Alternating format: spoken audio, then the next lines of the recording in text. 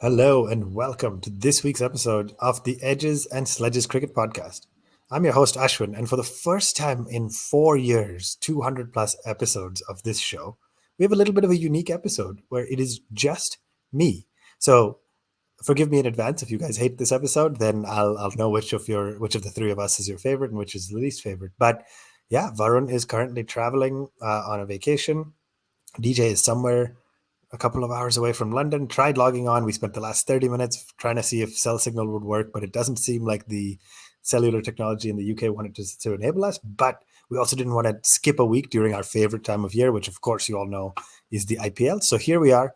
I am 100% solo for this. It'll be a quick episode. I will just cover the games of the IPL season that have happened this week. I would love any feedback, input, thoughts, comments. As always, we're all reachable at One Tip One Hand on all the socials. But let me know how it goes. And the next time you're leaving a review, just remember who was the most dedicated of the three hosts that showed up, even when none of the other guys could show. So it has been a whirlwind week in the IPL. I will start by saying we had several listeners reach out to us and point out that in the last two episodes Varun and I tried to cover, we recorded one on a Sunday. We ended up basically, long story short, missing one match. So thank you to those of you who reached out and informed us. We missed covering the 29th match between the Gujarat Titans and the Chennai Super Kings. I'm obviously not going to go back and go through it in too much detail because we moved so fast, but full credit was due to an unbelievable finish by David Miller, who I think Varun and I both have criticized in the past. But we made it happen. But he made it happen. Made 94 off 51 in a second last ball chase, beating the Chennai Super Kings. So thank you for the heads up that we missed that one. But onwards we go. There have been 9 matches since we were last with you, and I'm going to try to get through all of them and see how I do. So a couple of interesting things in the IPL, right? I don't think anybody would have predicted the purple cap race would have been dominated by Kulcha, Yuzvendra Chahal, and Kuldeep Yadav, both at the top of the list. So pretty incredible to see. And then the orange cap seems a little bit more of a familiar story with Joss Butler at the top, just unbelievable with 3 centuries so far. KL Rahul also up there, just making centuries at will. But what was really interesting thing with the orange cap is numbers 3, 4, and 5 are Abhishek Sharma, a young uncapped player. 5 is Tilak Verma, a young uncapped player, and 4 is Hardik Pandya, who, honestly, not a lot of people had in their list for the highest run scorer. So kudos to Hardik. He's had a little bit of a rough run in the last few games just with fitness. He's not bowling, but great to see some new names on that orange cap list. And who knows, maybe one of them will get up to the top and beat Joss Butler. But 9 games to cover. Bear with me as I try to do it. I will start with match number 38 at the Wankhede, the Punjab Kings versus the Chennai Super Kings. So the battle of royalty. Punjab, as is often the case, Mayank Agarwal lost the toss, got put into bat first. Phenomenal knock by Shikhar Dhawan, made 88 off 59. We've, been quick to criticize him on this show for slower strike rates, but played a great knock. Good to see Bhanu Rajapaksa make his way back into the side, batted at 3, and they got Punjab to 187. And really great fight from Ambati Rayudu. Came in after a couple of early wickets. Chennai was stuck at 40 for 3. Rayudu makes 78 of just 39 balls at a strike rate of 200. But, Jadeja, 21 of 16. Dhoni is on the other end, trying to finish the match as he always does, makes 12 of just 8 balls and perishes. So CSK notch up yet another loss in the 30th game. And it's not looking good for them, right? They've already got the 1 win at this point. Obviously, for our listeners, by the time you're listening to this, they've just notched up their 2nd win, but obviously sitting in 2nd from the bottom. Mumbai Indians, meanwhile, at this point, still don't actually have a win on the board, but of course, you listener already know that they're going to pick up one. Right. We went on the Tuesday, April 26th, that is, to the 39th match. And this was in Pune. This was the Royal Challengers Bangalore versus the Rajasthan Royals. This was yet sort of another painful kind of game for the Royal Challengers team, right? You had the bowlers start really well, right? I mean, against Butler Padikkal as the opening pair, to get them 33 for 3, just a phenomenal start from Siraj and Hazelwood. Daryl Mitchell made his way in for the Rajasthan team. I know some of my friends who are Rajasthan fans weren't super happy with that. It just seems like maybe a Band-Aid solution, but not quite the long-term plan. Some nice little heroics from Rian Parag at the end. So it looked really, really good to make a phenomenal half century, making 56. So he's talked before about how he wants to be be a finisher and play an important role for his teams. And boy, did he show up and do that in this game. And unfortunately, the RCB team just never got going. 115 all out. Virat Kohli made just the 9 runs. So, of course, slightly better news to follow, but a little controversial, which we'll talk about. Faf du Plessis didn't perform. Maxwell got a duck. Nothing really to write home about. Credit to Kuldeep Sen, one of the many young bowlers, Indian bowlers that has showed up this year. Picked up 4. Ravi Ashwin picked up 3 for 17. Maybe his best spell in this year's IPL, despite having had a few so far. And yeah, Royal Challengers 115 all out. Just leaves them in a precarious position at the time of recording this. They're kind of middle of the points table, but a couple of games that they probably should have, you'd back them to chase 145 most days, but of course they couldn't come good. So the Rajasthan Royals continue to notch up wins. They're a little bit higher up. They're sitting in 3rd in the points table. But of course, later in the week, a little bit, they gave the first win to Rohit Sharma and his team. So I will come to that. But bear with me as I keep going. I'm going to cover off the 3rd game of the week, which was Wednesday. And it was just a continuation of unbelievable form for the Gujarat Titans, led by Hardik Pandya. I mean, 9 out of 10 wins. 10 matches at the time of recording. 9 matches at the time of recording this. 8 wins already. Just unbelievable. No other team has only lost 1. And they've just looked unstoppable. Different players step up. Different bowlers have stepped up. In this match, Shami came good. Different batsmen have stepped up. And boy, Rahul Tewatia just looks unstoppable. But this was probably one of the great finishes of this year's tournament. So the Sunrisers team made 195 thanks to some heroics by Abhishek Sharma, who I've mentioned is now 3rd in the top run scorers list. Aiden Markram made another half century, who we've talked a lot about on the show, and they got to 195, which was absolutely magnificent. In the defense of 195, Ridhiman Saha came out, made some very, very good early runs. I mean, took Marco Jansen to the cleaners, right? Went for 63 in his 4 overs, excruciatingly expensive. Natarajan also went for 43. None of the 4 bowlers on the scorecard took any wickets, except one guy, Umran Malik, consistently bowling upwards of 150 kilometers an hour, picked up a magnificent 5-for. But thanks to some incredible heroics from, of course, Rahul Tewatia and Rashid Khan. So they came in with 4 overs left. They needed 56 runs off 24 balls at 140 for 5. So they need 56 of 24 balls. Rashid Khan on one end, Rahul Tewatia on one end. Rashid bats at a strike rate of nearly 300, makes 31 off 11 and 4 sixes. Rahul bats at a strike rate of nearly 200, makes 190.48 of the strike rate, which is unbelievable, absolutely. And yeah, they needed 22 runs off the final Marco Jansen over. And the scorecard went 6 by Tewatia, 1, 6 by Rashid, dot, 6 by Rashid. And they needed 3 runs off the final ball, just 2 to get a super over. A lesser being would have potentially nudged it into the outfield, tried to get 2 and then leave it to a super over. And Rashid Khan smokes the ball for 6, leaving Marco Jansen and the Sunrisers Hyderabad heartbroken. I will call out here, kudos to the officials and the commentators or whoever does it, but nice to see a player in the losing cause get man of the match. Of course, it's mostly a ceremonial award, but seeing Umran Malik with his maiden 5-for, of course, get man of the match in a losing cause was unbelievable because he stood up tall, did really, really well, but didn't get any support from any of the other bowlers.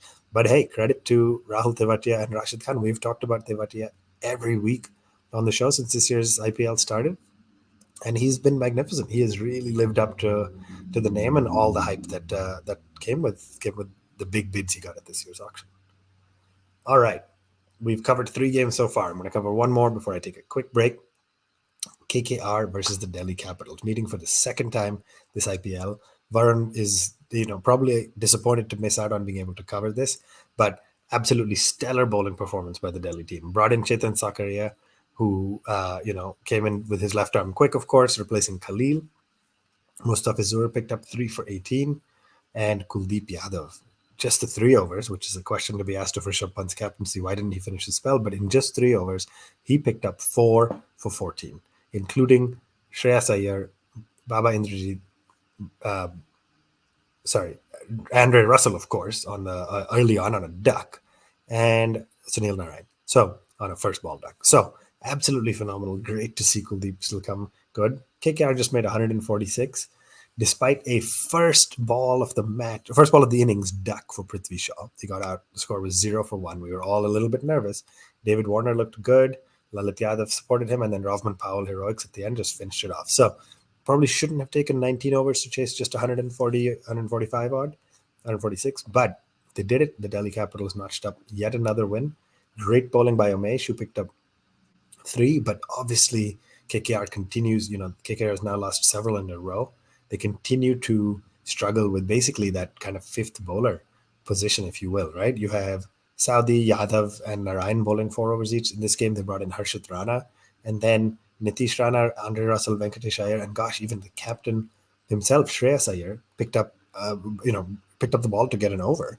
And obviously just not a good sign for the KKR team in terms of figuring out that fifth bowling option. So some work for Shreyas Iyer to do after starting the season pretty strong. They're now languishing third from the bottom with just 3 wins out of 9 games. So not quite good enough. Looks like mathematically, of course, they're still in it, but it looks like it's going to be some really heavy lifting.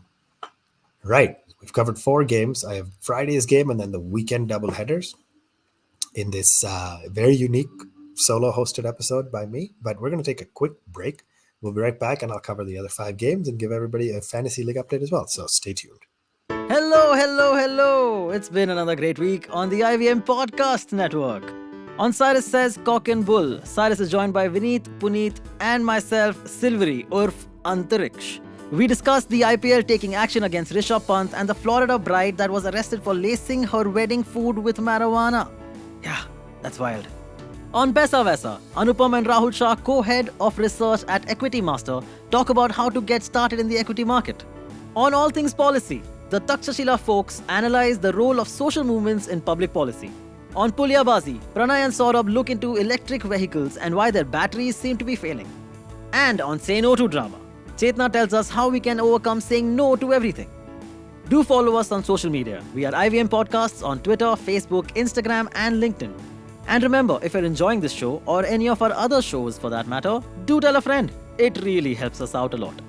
Also, don't forget to rate us on any platforms you're listening on, and you can also check us out on YouTube. We are also doing a small listener survey to better understand how you respond to our shows and advertising on the network. We would really appreciate it if you could spare a few minutes to fill it.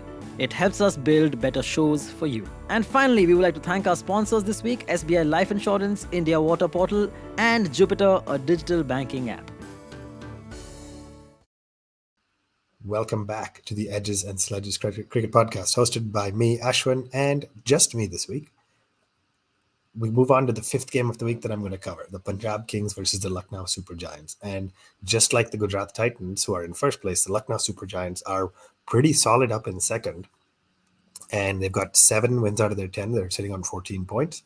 As long as they win 1 or 2 more, you'd think they're going to be very, very comfortably making the playoffs. And that's pretty unbelievable, honestly, to say both teams that were new, both the new franchises are at the top of the table, and both the most celebrated, most decorated franchises are way at the bottom, CSK and MI, of course. So it's been a surprising year. Lucknow batted first and won. They were at in Pune. And again, very interesting, right? Not a huge total. De Kock looked good for 46. One of the few games KL Rahul, the skipper, didn't actually perform. Deepak Hooda at 3 seems to be continuing to make a name for himself. Honestly, very, very unlucky and a little bit lazy, but Johnny Bairstow in the deep threw a ball in, and it just a direct hit from side-on angle, hit the stump, and Hooda was run out, but potentially could have done a lot more. But gets the Lucknow team to 153. As you look through the bowling card, Rabada was the only kind of saving grace for the Punjab Kings, but nobody with the bat was able to stand up. So one of the names of players who's really stood up tall this time around for the Lucknow team is Mohsin Khan. Not a very well-known name before the IPL this year. Picked up 3 for 24, including a maiden. And yeah, nobody really performed for the Punjab batting. Mayank got a start. Bairstow got a start. Chamira picked up 2. Krunal picked up 2 for 11 in just 4 overs. So another magnificent spell. And despite only posting 153, Punjab fell 20 runs short. So Lucknow ends up winning by 20 runs, going into the doubleheader weekend where Lucknow was set to play again on the back of a win. And of course, on Sunday, in the early game on Sunday, they won again. But we'll get to that shortly. Right, big doubleheader weekend. 8 teams playing. RCB played Gujarat, trying to win and pick up a win against the table toppers, which they didn't do. RR played Mumbai. Mumbai ended up notching up their first win of the season. Very late, probably too little too late, but they're at least on the board. Lucknow played Delhi. Delhi unfortunately fell short in a match they arguably should have been able to deliver on. And then CSK played the Sunrisers, and some drama with the captaincy of CSK. MS Dhoni was at the toss again, which I'll talk about, but they ended up getting their first point. They ended up getting 2 more points, their second win of the season. So let's jump right in and talk about. I'm sorry, I said second win. Second win, I meant third. But somebody, if I wasn't hosting alone, maybe one of the guys would have corrected me. But CSK notched up their third win of the season. But let's jump right in and talk about the first game on Saturday, which was RCB versus Gujarat. Start by saying big moment for former Indian skipper Virat Kohli. Makes a 50. Boy, it felt like it was just relief for him, for all the other players who have been wanting him to succeed, for all the fans who've been wanting him to succeed. Now, I'll be clear, there was some controversy on the fact that he made a 50 at 109 strike rate, right? So got to his 50 off 45 balls, ended up at 58 off 53 and got bowled. You could argue that's part of the reason why the team didn't get quite enough runs and ended up losing the game. I think there's multiple schools of thought on it. He was playing an anchor role. Rajat Patidar was made 50 off just 30 balls. Maxwell made 33 of 18. So there were others in the side who were probably there to score faster. I recognize I come with some bias on King Kohli because I'm a big fan.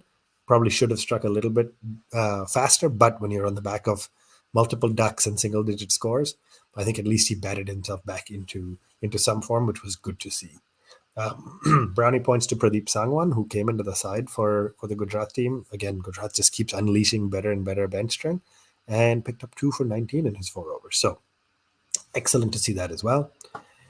RCB ended up making 170, which was probably not enough. And yet again, a phenomenal final over chase by the Gujarat Titans. At this point, everybody's starting to think, how does this team keep doing it? They keep pulling the rabbit out of the hat. So, decent starts from the top order, but basically similar. We've seen this tale play out before.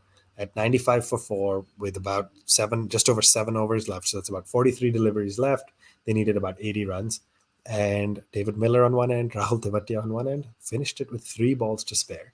Less massive 6 hitting this time, more smart boundaries, but both players batted exactly, paced the chase really well. And Tewatia leaves with another win on the team, another big celebration at the end. And the Gujarat Titans come good. So full credit to them for picking up yet another win. RCB, some work to do. They're doing all right again at the middle of the table, but a little bit more work to do before they feel like they're going to have a good shot at a qualification. Right. Rajasthan, as I mentioned, they'd lost a game earlier in the week, so they're still sitting pretty at the top of the order, but, they obviously they won a game earlier in the week, but they ended up losing and giving the first points of this tournament to Rohit Sharma and the Mumbai Indians. So a little bit disappointing to see. Josh Butler had a very, very painful sort of looking innings. I think he was batting at less than a run a ball, probably till he made 43 odd runs off about 45, 46 balls. Then ends up hitting 4 sixes in a row off the young Hrithik Shakeen and then gets out in that same over. So weird innings. On paper, you look at 67 off 52 and say, okay, it's not bad, but boy, it was really scratchy. Kept running out of partners. Before he got out, I think he had lost Padikal Sampson and Daryl Mitchell. Rajasthan kind of, just made their way to 158 thanks to some good runs by Ravi Ashwin near the end. And the Mumbai Indians came out to chase it. Again, Rohit Sharma failed. Kishan got off to a good start but couldn't consolidate. But Surya Kumar Yadav and Tilak Varma, just outstanding kind of top to middle order for the Mumbai Indians. The only players that have really stood tall. Most games, just 1 or 2 of them doing well wasn't enough. This game, it turned out to be. Mumbai Indians finished it off in the last over. Tim David came into the side, worth calling out. Varun, again, will be happy to see the Singaporean player making an appearance and finished the game pretty strong, made 20 off just 9. And Daniel Sams got to hit the winning runs by hitting a massive 6 off of Kuldeep Sen. And that was the ball game, and that was the first points for Mumbai. So we talk about this a lot, but it'll be really interesting for all of us to see who ends up playing or who does Mumbai end up playing spoilsport for, right? It doesn't actually necessarily look like Mumbai has a serious shot at qualifying. Of course, it's the IPL. Stranger things have happened, but Mumbai could absolutely spoil the points table for somebody else. So we will see how that goes. All right. If you're still listening and you've powered through one voice versus what you're used to hearing, which is the banter between all three of us, hopefully this works out well and is better than going a week without an episode. But we come to Sunday, and this is a tough match for me to cover. You all know by this point that it's difficult to cover Delhi losses, but I'm going to try to do it. It's a 5 a.m. game for me, so our other listeners who live in North America will appreciate the doubleheader game start early. I woke up at 5 a.m. to watch it, and it was pretty disappointing to see. Couldn't get any early results with the ball. Quinton de Kock got a start, but then got out, and then a this was Delhi versus Lucknow. Magnificent partnership by KL Rahul and Deepak Hooda, who again has been fantastic at number 3. Picked up 70. Rahul made 77. Hooda made 52. Got the Lucknow team to 195. So I will say the last 4 or 5 overs were a good little bowling comeback. Interesting to see. There've been a few games this week where only one bowler in the bowling side has taken any wickets, and today it was Shardul Thakur. A little bit expensive, ended up with 3 for 40, but nobody else from the Delhi team picked up a wicket, which means we got to start begging the question: when does Andrek Nokia make a comeback into the side? Right? Not sustainable to have a world-class bowler who is one of your retentions sitting on the bench if you are constantly leaking so many runs. But it's a question for smarter people than me at the Delhi camp. Delhi came out to chase it, and Prithvi Shaw perished early. It was 5 for 1. David Warner got out next, 13 for 2. Little bit of a controversy around the catch, maybe. Everybody watches it with different lenses. The third umpire was zooming in. Ayush Badoni's fingers were kind of under the ball, but hard to say for sure. So some folks were unhappy with that. Mitchell Marsh then came in and looked really, really good. Made 37 off 20. And then they brought on Krishnappa Gautam, so a good captaincy move by KL Rahul, who's been criticized for his captaincy before. And I think it was on the first ball of Gautam's spell, actually. Mitchell Marsh goes for a drive. Quinton de Kock celebrates an edge for the catch. Marsh looks frustrated and basically walks off. And then Ultra Edge came on, and there was no snick. No snick picked up by Ultra Edge. And so it's just been interesting to read now, because some sources are saying, hey, if you watched it live in real time on the mic, you could hear something. So was it a technology failure, or was it really some different noise that Ultra Edge didn't pick up? Unfortunately, it didn't end up mattering for Delhi because Mitchell Marsh didn't review. And it was interesting to see them zoom in on Ricky Ponting and Agarkar in the Delhi camp and look a little befuddled that you didn't review, and then ended up actually not seeing a spike on Ultra Edge. So batsmen usually know when they edge the ball. Mitchell Marsh looked frustrated and walked off without a review. So we're going to assume that means he did actually edge it, and it was a technology failure. But again, didn't end up mattering. Rishabh Pant comes in at 4, looks so good, so fluid, makes 44 off just 30, but gets out to Mohsin Khan, gets bowled. Ravman Powell looks nice and fluid. Akshar Patel on the scorecard ended up looking good, 42 off 24, but disappointingly didn't look like there was just enough intent by the Delhi players at the end. I mean, to fall, about 6 runs short with 3 wickets in hand, like it felt like in the last 2 to 3 remaining overs, they were being a little too conservative. But again, that's the biased Delhi fan in me speaking. Just disappointed to see the Delhi team fall short by 6 runs and end up with yet another loss. So Delhi is now kind of languishing near the bottom half of the table. It's not, where are we sitting? We're 4 wins out of 9. So it's going to need a pretty aggressive run of victories in the next week or so to have a real shot at playoffs. But again, it's the IPL. Stranger things have happened. Maybe Delhi has a shot, and Rishabh Pant will try some different things, bring in Andrek Nokia, turn the ship around. All right. If you've made it this far, the last match of this week to cover. Before next week, you'll hopefully be back to hearing at least 2 voices. But the Chennai Super Kings got to play the Sunrisers Hyderabad. The big news here was that within the last 24 hours or so, all the news started coming out, and a statement came out that Ravindra Jadeja, the captain of the Chennai Super Kings, for the first time this season, has already, 9 matches into the season, relinquished his captaincy and given it back to MS Dhoni. Very surprising, honestly. Some will argue captaincy has been bad for Jadeja's personal form. He hasn't been quite himself with either the bat or the ball, or as we pointed out last week, actually, in the field too. It's very uncharacteristic of Ravindra. or of Ravi Jadeja to miss field, to drop catches, etc. So obviously captaincy wasn't working for him, was weighing him down. Some will argue Dhoni probably shouldn't have relinquished it earlier or so late, and 2 days before the IPL, I think it was, he gave it up. Some will argue better late than never for Jadeja to accept that, hey, he's a great player, but wasn't the right captain for CSK. But anyway, Dhoni walks out, gets to flip the coin, and CSK end up batting first and make 202 for two. Just unbelievable. I don't know what it is. I don't know if it's the MS Dhoni effect. If DJ was here, he'd probably say 100% it's the MS Dhoni effect. But Devon Conway is opening with Ruturaj Gaikwad. And Gaikwad makes a phenomenal 99. Just looks back to his old self that we were used to seeing last year. 99 after his 57 balls. Very, very unlucky to perish to Natarajan without making a century, but really, really great knock. Conway makes 85 off 55, so remains not out, and Chennai get to 202 for two. Just a phenomenal knock. I mean, Natarajan's the only player who picked up any wickets. He was a little expensive. And then the Hyderabad team put up a pretty good fight. I mean, the openers did well. Abhishek Sharma made 39, Kane Williamson made 47. Nicholas Puran played a really nice little late flourish to make 64, but 202 was always going to be too much.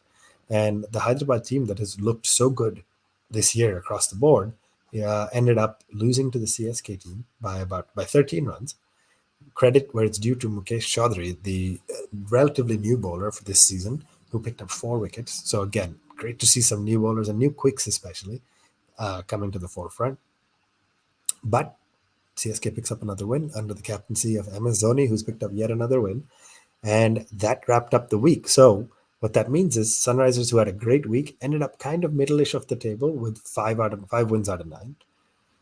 So you now have this interesting kind of divide, right? Where Gujarat and Lucknow at the top are pretty close to guaranteed their slot. Rajasthan arguably is likely to make the playoffs as well, but again, we'll see how the next week goes. At the bottom, you have Mumbai and CSK and KKR, who are sitting with 2, 6, and 6 points respectively, who look pretty unlikely to make it. I think mathematically KKR and CSK are still alive, but looks very unlikely. And then so what that leaves us with is probably a 4-team scuffle between the Sunrisers Hyderabad, the Royal Challengers Bangalore, the Delhi Capitals, and the Punjab Kings. 4 teams will probably be fighting for 1 spot, maybe 2 spots if Rajasthan kind of lose most of their games from here on. But it's going to be fascinating. We're sitting here with about 3.5 weeks of the IPL left.